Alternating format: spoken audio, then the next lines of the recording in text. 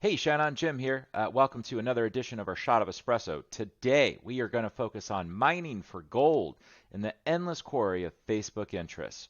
So, what does that mean in English? Well, that means we are going to be focusing on your interest targeting and the targeting options that Facebook has to help sort of guide you and give you examples and ideas for your product testing.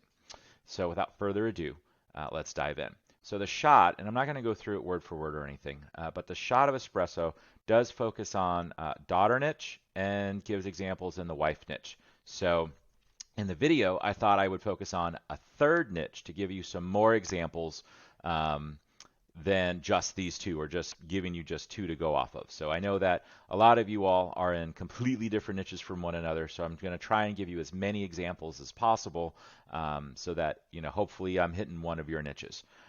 So in the guide, I do cover several examples for the wife niche. I also cover several examples for the daughter niche, as well as, where is it? Super secret pro tip right here. I'll start it off here, okay?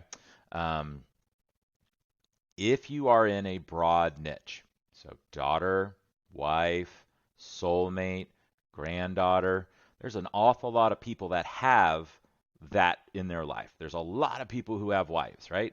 There's a lot of people who have daughters, a lot of people who have granddaughters. So only targeting what would make sense doesn't always make sense. And what do I mean by that? I mean that if you have a really broad interest audience targeting, let's use daughter as an example. There's an interest called daughter, which, would make sense. And then you have family, and you have dad, and you have mom or parents, parents all, parenting. So there's all types of interests that pretty much everybody picks, right? But that doesn't mean that if you have a daughter, you have to be in one of those categories. It also doesn't mean that if you know an interest that has a whole bunch of buyers in it, doesn't mean that those people don't have daughters, don't have wives, okay? So I challenge you to test thinking outside the box from your normal parenting, family, wife, married, marriage, those basic targets that we always talk about and we will talk about. And why do we talk about them? Because they do work, but not always do they work the best. So for an example, we ran a daughter necklace for several months and it worked really well. And our best interests were not daughter. They were not parenting. It was the Second Amendment to the Constitution, dogs, pets, New York Yankees. Now, why? Well, we talked about it. Dogs is tens of millions of people. There are, if I'm targeting, this particular one was dad to daughter. So it's targeting males that like dogs. There are millions and millions and millions of guys who are in the dogs niche who have a daughter. Okay?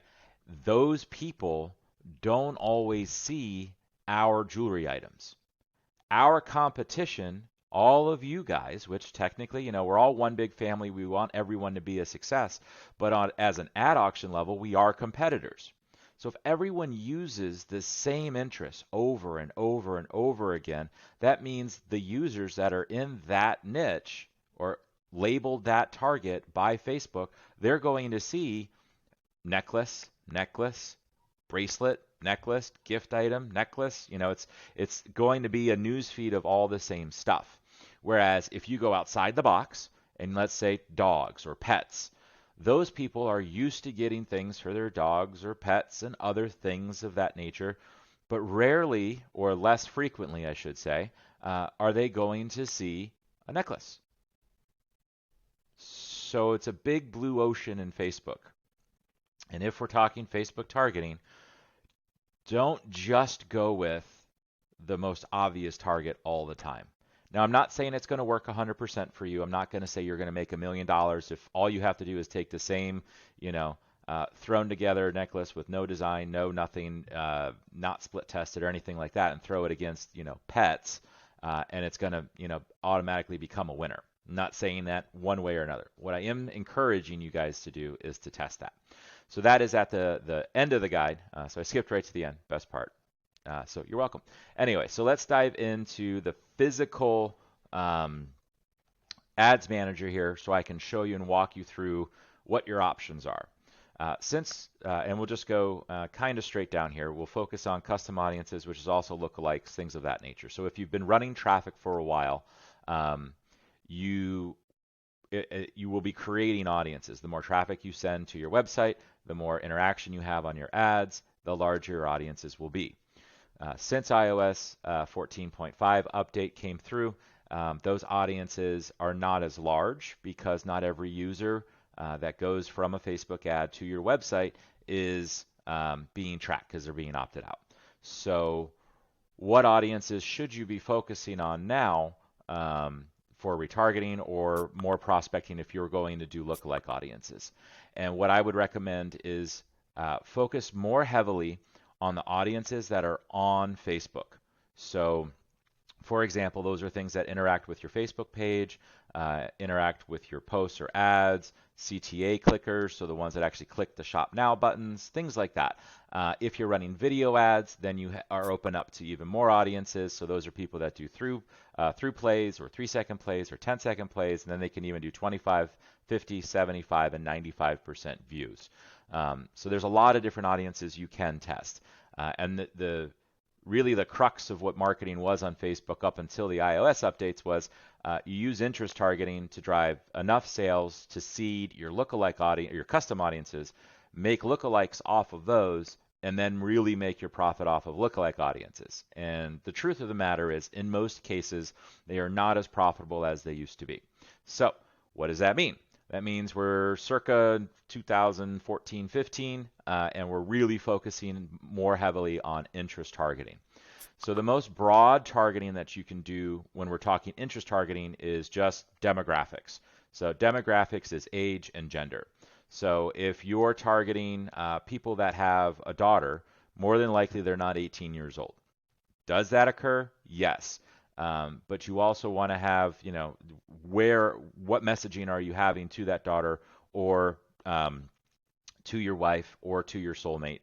So a soulmate necklace, that one you could actually hit up younger folks. So you could do 18 plus. So those are like college kids that, I want to show my girlfriend that I love her, or I want to show my boyfriend that I love her, love him, or girlfriend showing the other girlfriend. Doesn't matter. So whatever you want to do there, you want to pick the age range that fits best with the messaging you're doing. When we do daughter, it's typically, if it's like, usually we do either 35 or 40 to start. Usually I go broader, 35 and up, and we see how that performs. If it performs well, great, it's a bigger audience. If it doesn't, then we'll bump it up to 40 or 45. Usually because we're targeting a parent that's going with more of an older daughter that's, kind of moving on to the empty nest stage of their life, if you will. They're graduating high school or college and they're moving on. So it's more of an adult daughter, so therefore we would need to target older folks. For wives, that can be anything from 25 up. The average person gets married-ish somewhere around the 25, starting around 25, and it goes all the way up till they die. Some people are on their second, third, fourth, fifth marriage. Who knows? Do people under 25 get married? Absolutely. But do those people also have a lot of money to buy other gifts? I don't know. So we go off of the odds and where the probabilities are of people.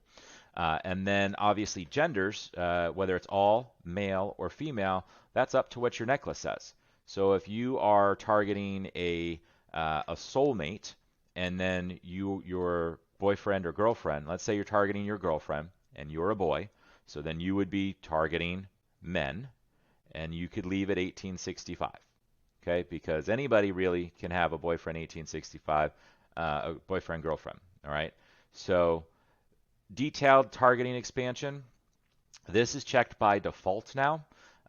It's really up for debate for months and months, for years actually. Having this thing checked was not as effective as having it unchecked. Now, when you're just doing demographic targeting, it doesn't matter. You can see that it's checked off, 120 million, checked on, still 120 million, okay? It really doesn't matter if you're just doing demographic targeting. Now, I know you're going to ask the question, Jim, should I just do demographic targeting if I don't have any back data, if I don't have any sales, and my pixel's not seasoned? Won't that just be terrible as a performance? And honestly, no. Honestly, it's got just as good of a chance of winning, even if it's a brand new pixel, than if it's a brand new season or a really old season pixel with tens of thousands on them. Will you be able to scale as heavy with a brand new pixel and just demographic targeting? Probably not. You probably will just have to like sort of inch along a little bit and feed that algorithm some data before you can scale into an open audience. And by open, I just mean demographically based. So can you find a winner just doing demographic targeting from the outset? Yes. But understand that really and this is with any audience, you're going to have to feed that pixel multiple days and multiple conversions before you can really start, going big. You're not going to go from $25 a day on a brand new pixel to $10,000 a day, 3 weeks later. It's going to be a progression. So it'll be 25 a day, then 100 a day, then 300 a day, 500 a day. You're going to slowly want to go up. And that's with anything. Even if you have a season pixel, even if you have a season pixel and you find a winner, you still more than likely you're not going to be able to blow that thing up from a couple $100 a day to $5,000 and spend a day. It's going to be an incremental thing. Now that could be daily, where you're doubling budget, double the budget every single day. And I know a lot of people say, 20% is the max, and that's true. Normal evergreen time, not a real viral product. You want to bump that up 20%. But when you find a real winner and it's Q4, double it until it stops. So like when I've scaled big winners in Q4, I find a winner and then I double my budget. And if the ROAS holds, return on investment holds, then the next day I double it again. And I double it again until the ROAS doesn't hold. And you'll know. You'll either break even or just make a little bit of profit. Then you need to dial it back a little bit. Let it resettle. Once you're back to the ROAS you want, then go up 50%. Then go up 25%, right? So there's always going to be a cap of how much ad spend you can put on a product. And it just depends on that particular product. I've had products where I was able to spend the max I ever spent on one product in a day was $37,000, and that was it. We could spend $37,000, and that got us anywhere from $90,000 in sales up to $135,000 in sales in a day, which was fantastic. I wish I could get back there. That's always that holy grail, is spending huge amounts of money every day and getting that huge money back. So back to the targeting. When you're doing broad demographics, it doesn't matter about this check. So now let's say we're diving into soulmates. We're targeting a girlfriend or, just a female soulmate. So we're targeting men and we're targeting really broad as far as age range goes, because that's true. So we can target, there's all kinds of stuff in here. So you can do in a relationship, if I can spell. Okay, so relationship status is in a relationship. That's the thing where someone physically goes in, changes their profile, and says, I'm in a relationship. So that's a really good place to start. That's where most people start, right? So if I'm targeting my soulmate or someone that's in a relationship, or girlfriend or boyfriend or whatever, you would want to target in a relationship. So that's people that have a boyfriend, girlfriend, possibly a fiance, but are not married. Because most of the time, if you're married, if you're a guy, you're lazy and you don't change it, and your wife says, hey, you need to change this to married. And women, want that married badge, so they'll change it. So what you can see is by putting in one interest here, we are now down to 7.9 million people on Facebook who are openly saying that they are in a relationship. Now, if you tick this box, you go back up to, well, that's weird. It didn't change at all. Cheers. They must have changed this. Okay. They just did I know that they just did an update in Ads Manager. So what used to happen is last week, when you tick this box and you checked it, this would go back up to 120 million because it would just dump you into the demographics. I think that was scaring people, and this is the way it used to be about a year ago. When you would check the box, you would just say, this criteria is allow detailed targeting expansion. What's this mean? And what that means is that they'll optimize for you. So let's say the theory is 8 million people are in a relationship that are men, okay? But more than likely, there are more than 8 million people in the United States that are men between 18 and dead that are in some form of relationship. They may just not have it on their profile. So Facebook is like, well, if we have other data points on these users, we'll go ahead and with this tick box, if we can get you a cheaper cost per conversion, we'll target them too. So that's the theory, okay? Up until about a month ago, it really did not happen. It was not as good, and I would highly recommend you uncheck that. As of last month, we are seeing some pretty good results with it ticked. So what do we do? For years, it's not worked. For about a month, it's worked. Best thing I can tell you is test it. And the easiest way to do that is to do on an ABO test, one campaign with it unchecked, one ad set with it checked, and one without, and see what happens. Unfortunately, when we're talking Facebook advertising and what you should do or not do, and if it's between one or the other, the best answer, unfortunately, is always you have to test it, because what works for me may not work for you. All right, so that's in a relationship. What else do we have? Now, if we're running out of ideas, so love would be another one. Love, romance, puppy love.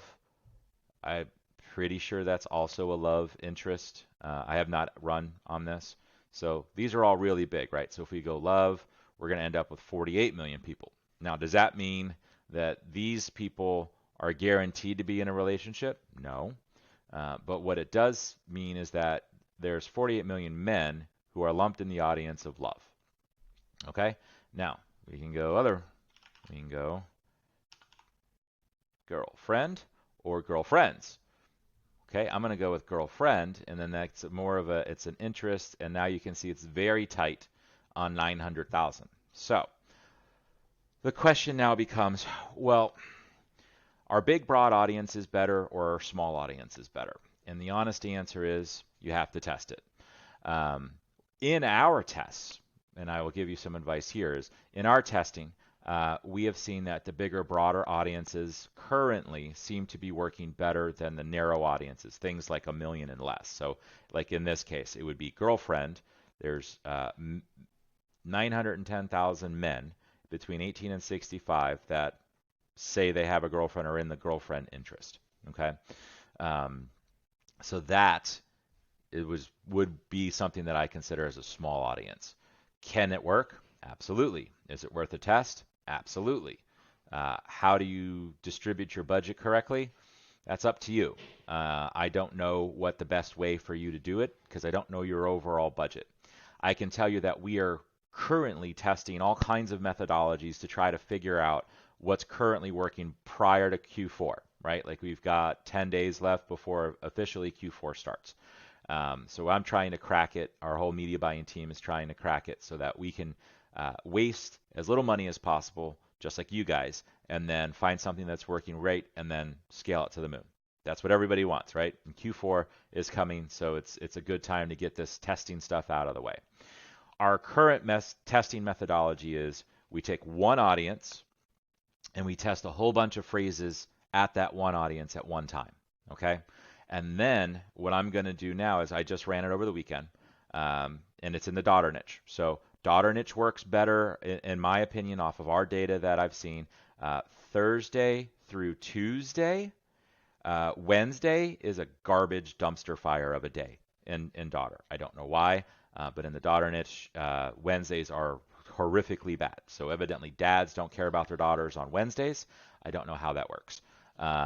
But I can tell you that you may consider lowering your budgets, turning your ads off for the day, or if you're on manual bid, lowering the bids down on Wednesdays. Or you can just, take it in the teeth, know that you're going to break even or lose a little bit of money on Wednesdays. But what you don't do is you do not scale, you do not add new tests for Wednesdays. Okay? Thursdays through Tuesdays are much better days. With that out of the way. So what I'll do now is I've got my baseline. I know which phrases are working the best. None of them are home runs, right? Like I don't have one that's like, wow, this is the best thing ever.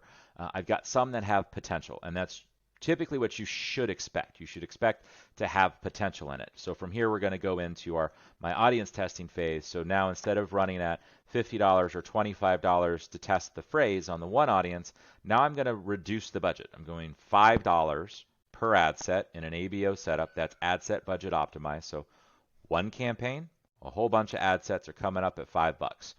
What's going to be the only difference in those ad sets? And that's targeting. And I'm going to target a bunch of low audiences like this. I'm going to test a bunch of big audiences like this. So we'll go back to love. Here we go. Love, 48 million. Honestly, we've had better experience with romance love versus regular love. I don't know why. But test both, $5 and see what happens. Now, let's say you're running into a brick wall and you have no idea which ones you should go with. So you can go in here to suggestions, and now we've got love, love and sex, dating, in a relationship, falling in love, married, girlfriend, flirting, so on and on and on and on and on. Okay? So it all depends on, now mind you, most of these are going to be big, broad audiences. So you can see we've got 1.2 billion, 14 million, 303 million, 137 million, 11 million. So these are all really big audiences. And that's because that's what Facebook wants. If you want to go into really small audiences, now I don't know if this works here. We'll give it a try. My girlfriend is a nine-tailed fox. Okay, never seen that one before.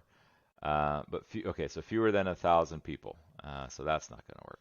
Let's see what else we have. Love. And let's see. We love. All right. So what you're looking for, and this is a good example here, is this is old school marketing. Old school, like 2012 stuff, 2010 stuff. Facebook used to be made up of two different types of interest targeting. One would be caps. You see how each of the first words are capitalized here? And then you would have these lowercase ones. And these lowercase ones were so much better. So much better. It was more profitable, better targeting. So if you can find we love, now mind you, they've been trying to get rid of this stuff as much as possible. So this audience supposedly has 19 million people in it, but only 8,200. So that must mean that it's mostly women. Or not. So what that means to me is this is a degraded audience. So it's going to be expensive to run, but it might be a really good one to run. Okay? So I guess their numbers are, one of these numbers is clearly off, right? Because you can't have 19 million people in the size and then your reach is 8,200. The only other thing that it could be is that it's worldwide.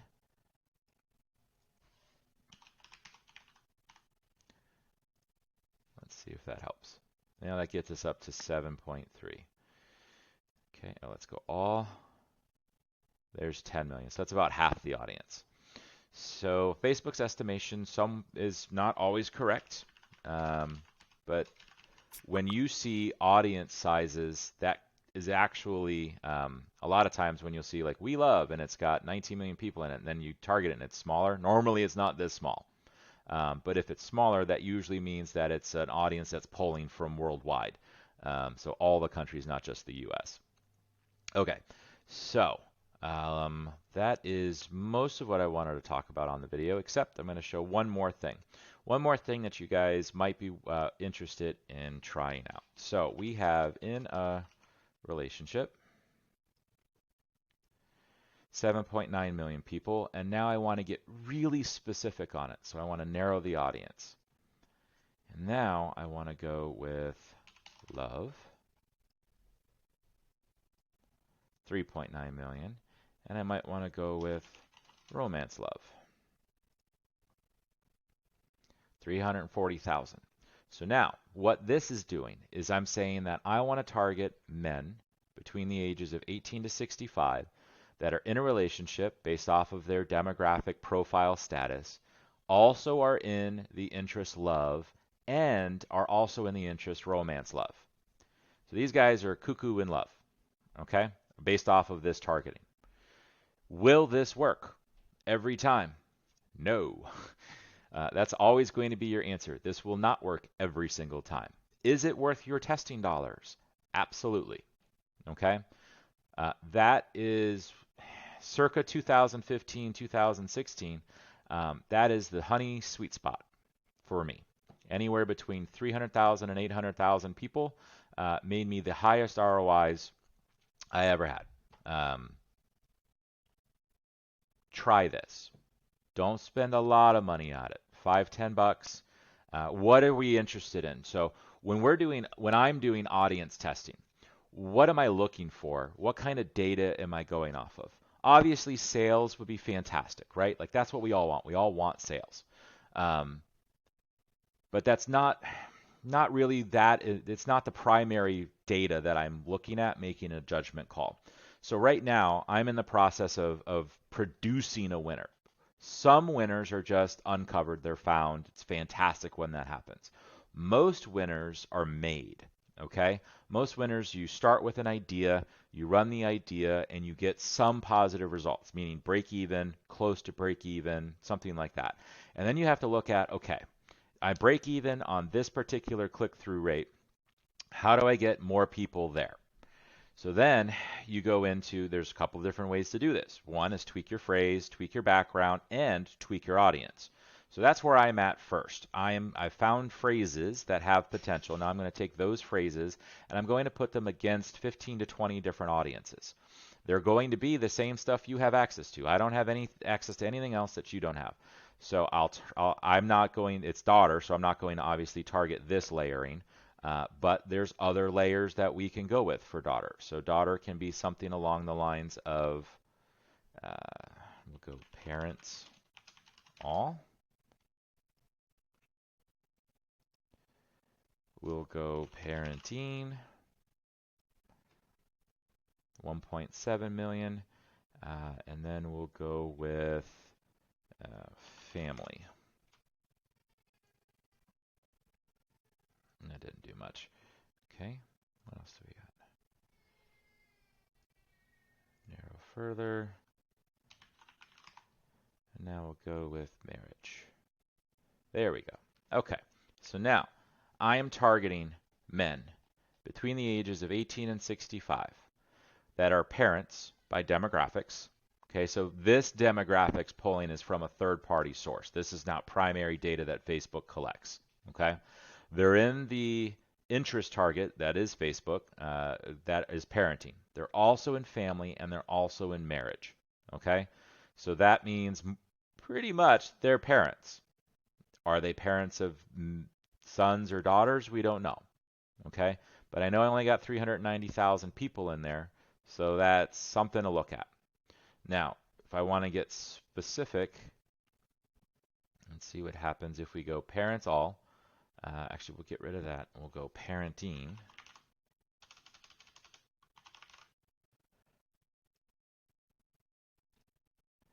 And then we'll go with daughter. Now we only got 110,000. So if that works, cool. You are not going to scale to $1,000 a day off of 110,000 people. You just aren't. But can you make money off of it? You sure can. And if you do, that means these two audiences have buyers that you want. So then you can go into focusing on the next step of, well, which one is pulling? Is it daughter or is it parent? Right now, it's a combination of the two. Okay? Now, if you are running layering like this, I do not recommend you check that box. Okay? Okay, so now it's showing more people. Because if I check that box, that means I have 18 million people that they'll expand into this audience. Maybe it's worth a split test. I'm going to I'm going to change what I was going to say. I was going to say you don't want to do this, and the methodology or the thought process behind it is, if you're narrowing your audience down anyway, why would you want to then expand it, right? So that's the logic that I have there. I would then set up this test where it's not expanded, and then I would duplicate it, and the only difference would be is I would allow this box to be checked. One thing I will tell you, when you are duplicating your ad sets, like you're trying to scale or go into other things, this box will automatically check when you duplicate now. So you have to go into each individual ad set and uncheck it if you do not want to run the expansion. So I'm going to run this as a test in the daughter one that I'm working on in the different account, and we'll see how it goes. But that's media buying, guys. Media buying is a blend of art and science. It's why I love it so much. I get to be a data scientist, but I also get to express myself in art. And I look at targeting as a little bit of art, and then obviously your ad creative. So it's the perfect blend for what I like to do. That's why I choose to be a media buyer. All right, and we are right around that 30-minute mark, so I am going to wrap up this shot of espresso. Hopefully you found some great insights here. Don't be afraid to try new things. Don't be afraid to think out of the box. Spread your budget wisely. Don't dump all of your testing budget. If you've got X number of dollars a day and you want to try some audience testing, cool. A portion of that should go to audience testing, and then you should go into other testing, okay? Or scaling, depending on where you're at in your journey. Media buying does take money to find winners, but don't be afraid to test everything. All right? So this is Jim signing off. You guys have a good one, and we'll catch you on the flip side.